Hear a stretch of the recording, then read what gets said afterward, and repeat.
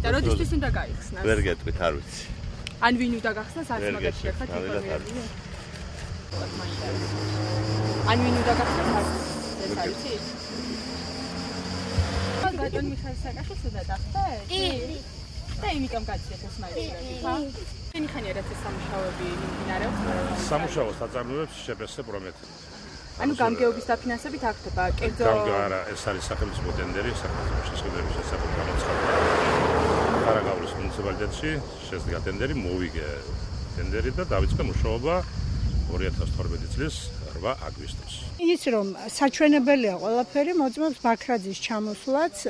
მე როგორც საკრებულოს წევრს არასოდეს არანაირი ინფორმაცია არ მაქვს, რომ ვინ მოდის, სად მოდის და როგორ შეიძლება მივიღო ინფორმაცია. ბაქრაძის ჩამოსვლა გავიგეთ იმით, მეც თვითონ საკრებულოს წევრმა, იმით რომ ვერტალიოტი ვეტმფრენი დადიოდა იმდენად დაბლა, რომ მოსახლეობის უდიდესი ნაწილი შეშინდა, რომ სახლში შეუვარდებოდა. ძალიან დიდი მზადება არის სააკაშვილის ჩამობრძანებისთვის. ამბობენ, რომ 6000 ხარაგაულელი უნდა მოიყვანონ ადგილზე.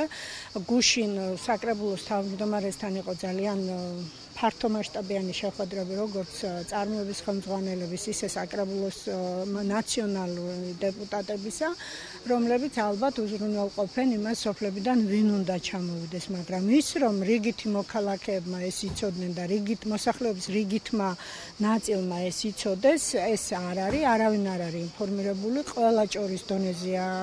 ზოგი ამბობს, რომ ეს მოდის შაბათს, ზოგი ამბობს, რომ მოდის კვირას, რომელ საათს ამას ვერავინ ვერ გეუბნება. სააკაშვილის ჩამოსვლისთვის კეთდება ყველაფერი, ამას მოწმობს ისიც, რომ მუშები მუშაობენ დღე და ღამე, ღამის 12 საათზე ისინი ისევ მუშაობენ და ამ სამუშაოებს თავზე ადგას გამგებელი მაჟორიტარობის კანდიდატი ნაციონალური მოძრაობიდან მამუკა ჭყოიძე და აბსოლუტურად ყველა თანამდებობის პირი, ვისაც ხელეწიფება და ვინც შეიძლება ამ მშენებლობას გაუწიოს ზედამხედველობა, ყველა მონაწილეობს, რომ ყველაფერი დამთავრდეს სასწრაფოდ და რაც შეიძლება მისი დახვედრისთვის.